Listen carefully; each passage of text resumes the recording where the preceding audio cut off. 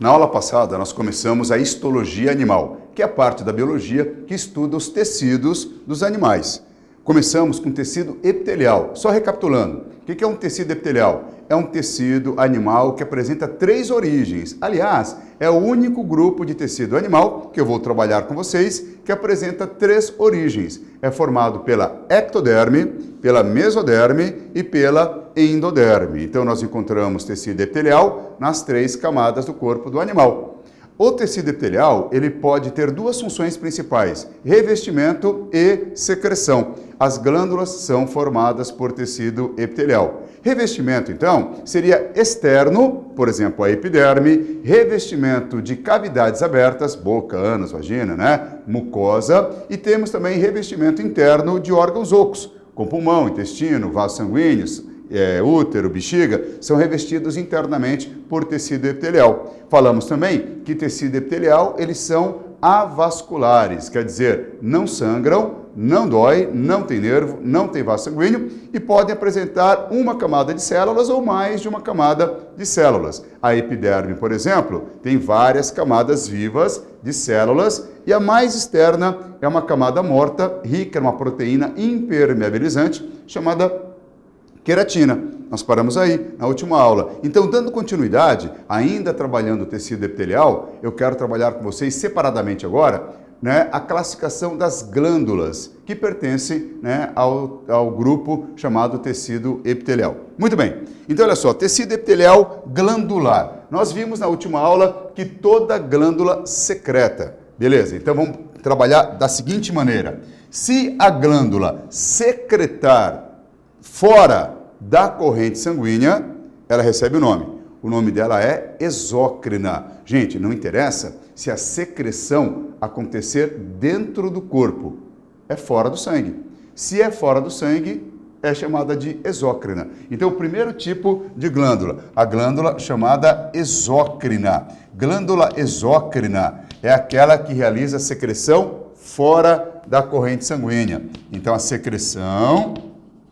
Olha só, secreção fora do sangue. A glândula vai secretar fora do sangue. Muito bem.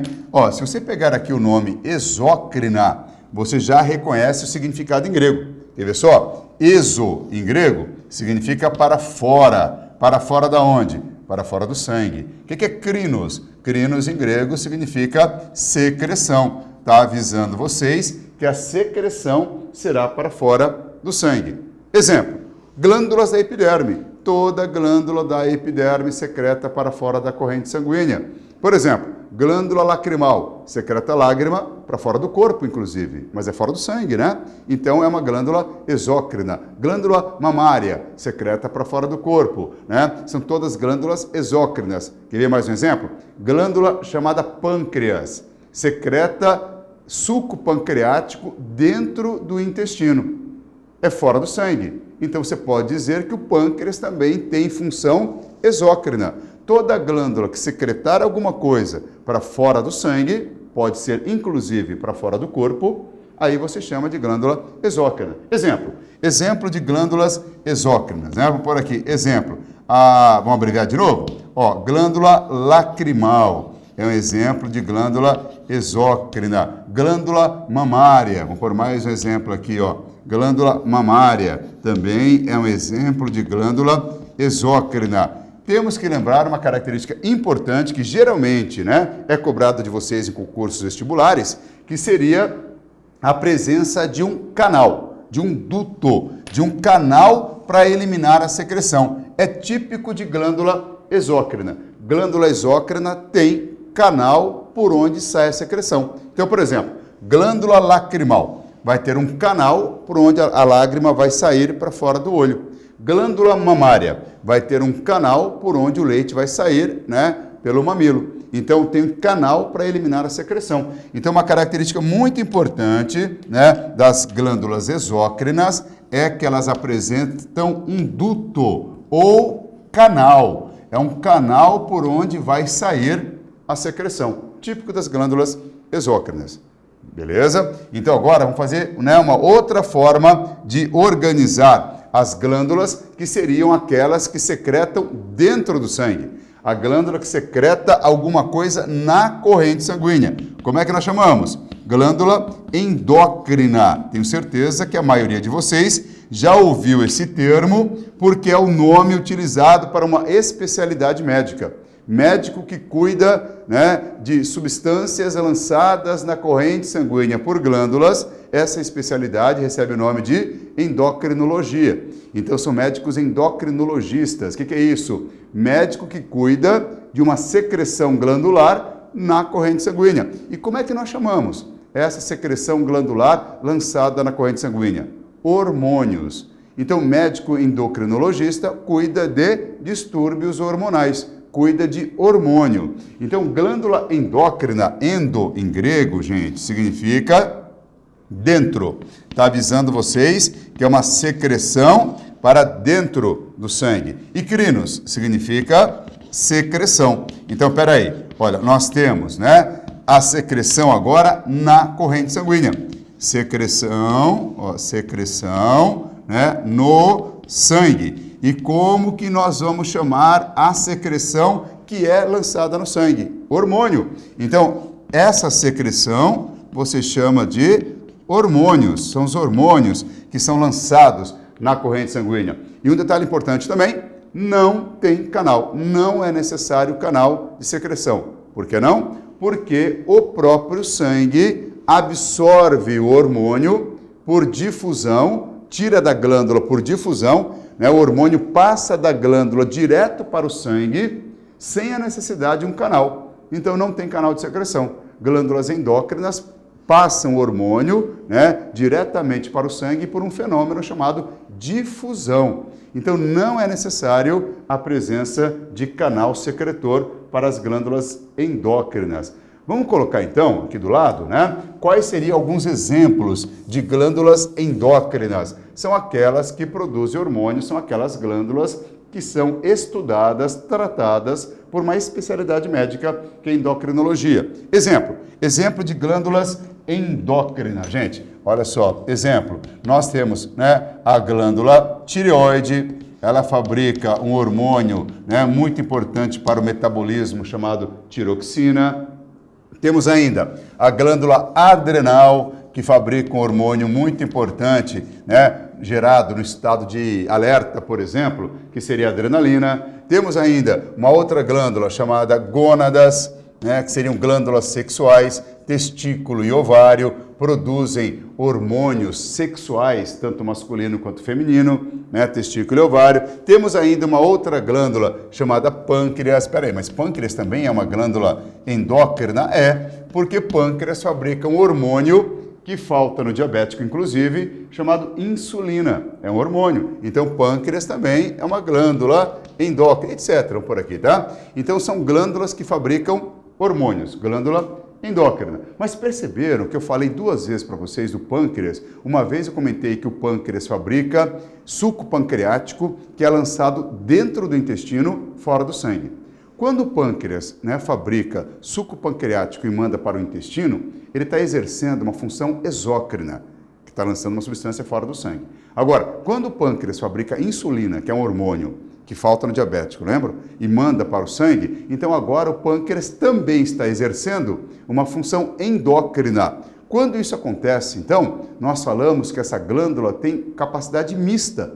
Ela tem as duas funções. Ela consegue ser endócrina e exócrina ao mesmo tempo.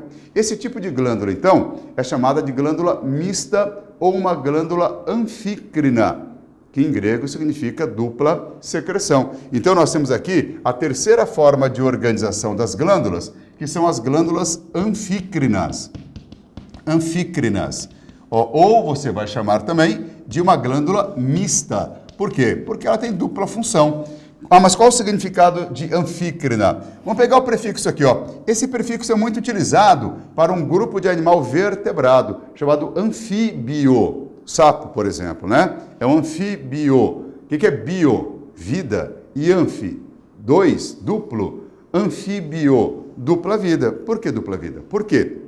O sapo tem uma fase que ele mora dentro da água, que é o girino, e tem uma outra fase que o sapo mora fora da água na terra, né, que seria o sapo adulto. Então você encontra duas fases, né, no corpo do animal, né, no ciclo de vida do animal, melhor, né, que seria uma fase aquática e uma fase terrestre, por isso anfíbio. E aqui, esse anfi significa duplo também, né, dois, duplo, tá? E crinos, secreção. Então é uma glândula que apresenta dupla secreção. O que ela faz? Ela secreta dentro e fora do sangue. Então ela secreta, ó, secreta dentro e fora do sangue. Dentro e fora do sangue. Tem dupla função, né? Ela é anfícrina. Vamos dar exemplo? Ó, exemplo, pâncreas, né? Quais seriam as duas funções do pâncreas? O pâncreas tem função exócrina, quando ele lança suco pancreático para fora, né, do sangue dentro do intestino, é uma função exócrina. E o pâncreas tem função endócrina, quando ele fabrica um hormônio chamado insulina. Então, o pâncreas, vamos até colocar aqui, ó, ele vai ter a função exócrina quando ele fabrica suco pancreático, que é a enzima digestiva. Ao fabricar suco pancreático e lançar no intestino, ele está exercendo função exócrina. E o pâncreas também pode exercer função endócrina quando ele fabrica, por exemplo, o hormônio insulina. Aí ele vai fabricar o hormônio, tá vendo? Ó, o hormônio insulina, que é o hormônio que controla a quantidade de glicose no sangue. Quer dizer, vai retirar a glicose do sangue e mandar para os tecidos. Se faltar insulina, a glicose fica acumulada no sangue, porque a insulina manda a glicose do sangue para o tecido. Se faltar insulina, acumula a glicose no sangue. E esse acúmulo de glicose no sangue chamamos de diabetes. É uma hiperglicemia. O sujeito tem muita glicose na corrente sanguínea. E essa é a função endócrina do pâncreas. Então, olha só, função exócrina, que eu já comentei com vocês, manda alguma coisa para fora do sangue com um canal, né? Então, é claro que o suco pancreático é lançado no intestino por um duto, por um canal, porque é a função exócrina do pâncreas. Agora, o hormônio insulina não precisa de canal para ser mandado para a corrente sanguínea. Os vasos sanguíneos entram no pâncreas e a insulina passa do pâncreas para o sangue por um fenômeno chamado difusão, né? Aí a insulina vai sendo mandada para a corrente sanguínea. Muito bem, então lá nós finalizamos aqui a classificação, né, das glândulas quanto à sua secreção. Nós temos glândulas que secretam fora do sangue, glândulas que secretam dentro do sangue e glândulas que secretam tanto para dentro quanto para fora do sangue. Dando continuidade, então, à histologia animal, eu quero aproveitar já e começar com vocês um outro grupo de tecido. Lembrando que o primeiro grupo que eu trabalhei foi tecido epitelial, na aula anterior. E o tecido epitelial, lembram, era pobre em substância intercelular, porque uma célula é grudada na outra, são chamadas justapostas, porque é uma célula grudadinha na outra, então quase não tem espaço entre elas para a substância intercelular. Agora, o segundo grupo de tecido animal que eu vou trabalhar com vocês é chamado tecido rico em substância intercelular. Por quê? As células são afastadas, tem bastante espaço entre as células, então é rico em substância entre essas células. Então, dando continuidade, vamos fazer o seguinte, ó, eu vou colocar aqui para vocês, um tecido rico em substância intercelular. Ó, é um tecido rico em substância intercelular. Ele terá bastante substância entre as células. Tecido rico em substância, substância intercelular, que você pode também chamar de substância extracelular. Mesma coisa, tá? Rico em substância intercelular. Vamos montar um esqueminha? Quer ver só? Se eu pegar aqui uma célula, tá? Vamos pegar aqui uma célula, aqui está a membrana plasmática dessa célula aqui, uma célula qualquer, olha o núcleo aqui, ó. Tá vendo? Vamos pegar mais uma célula agora desse tecido. Vamos colocar aqui, ó. Tem bastante espaço entre uma célula e outra, né? Olha agora, vamos colocar mais uma célula aqui, ó. Tá vendo? Mais outra célula aqui, ó. Perceberam o que é mais importante?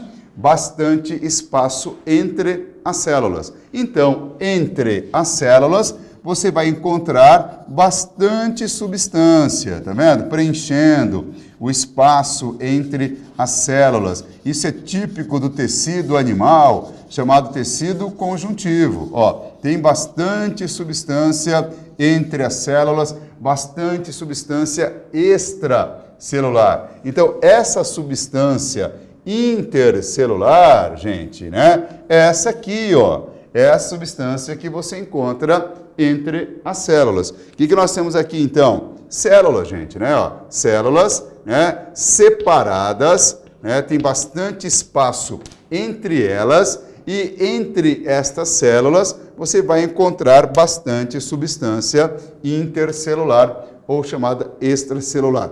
Ah, mas é importante saber que esse tipo de tecido, né, apresenta bastante substância entre as células? Sim, porque o mais importante é você lembrar que essa substância que você encontra entre as células ajuda a determinar a função do tecido. Então, essa substância aqui, gente, dependendo, né, da composição dessa substância aqui entre as células, vai ajudar a determinar a função do nosso tecido. Peraí, mas que tecido que é esse? Que tecido que apresenta bastante substância intercelular? É o segundo grupo de tecido animal que eu vou trabalhar com vocês, que recebe o nome de tecido conjuntivo. Então, esse tecido aqui recebe o nome, ó, de tecido conjuntivo. Qual foi o primeiro grupo de tecido que eu trabalhei com vocês? Pobre em substância intercelular. Como é que nós chamamos? Tecido epitelial. Agora não. Agora é um tecido rico em substância intercelular. Como é que eu chamo? Conjuntivo. Vamos recapitular?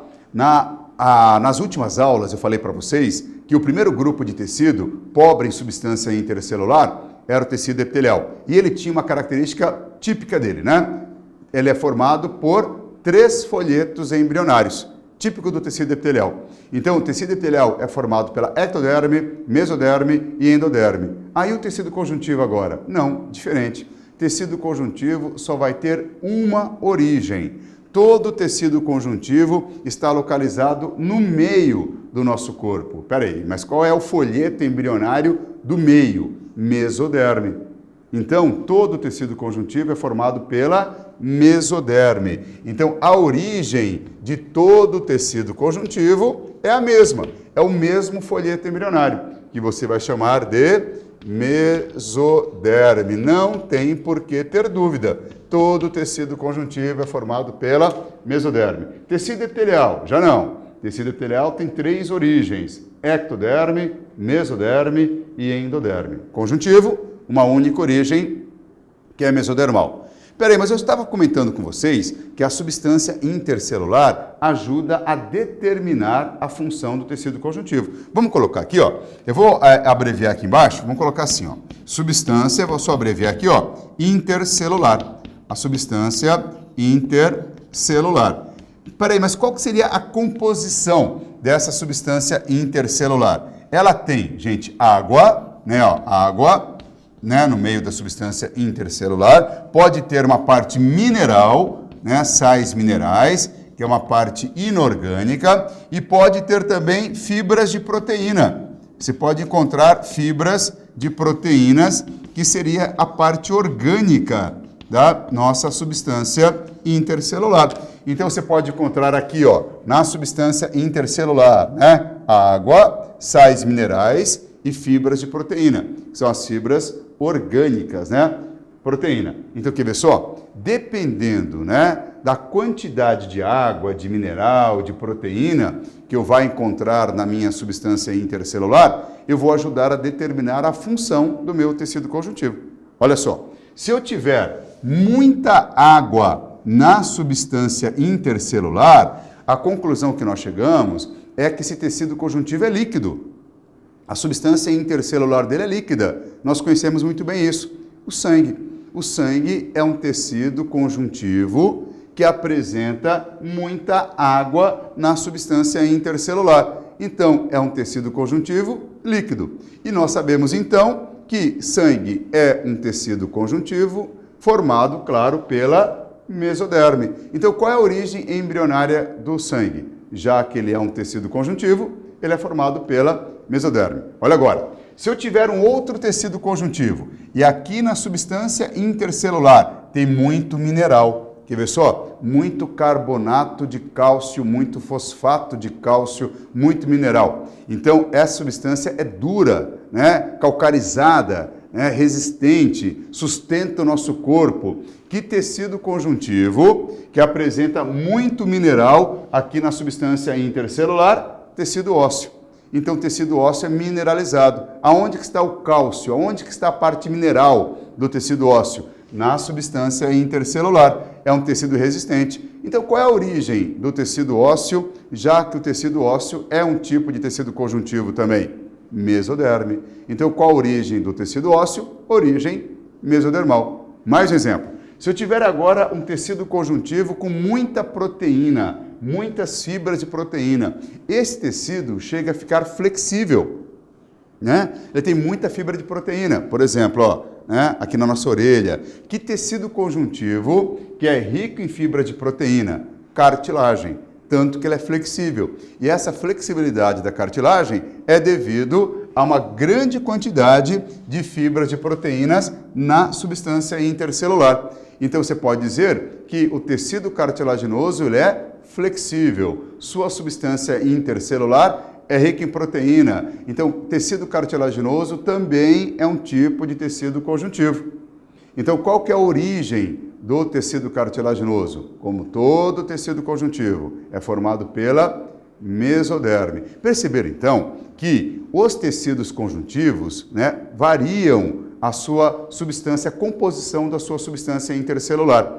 E essa variedade, né, de substâncias que você pode encontrar na substância intercelular do tecido conjuntivo ajuda, inclusive, a determinar a função do tecido conjuntivo. Na próxima aula eu vou continuar tecido conjuntivo e vou trabalhar com vocês quais são os principais tipos de tecidos conjuntivos que nós encontramos nos animais.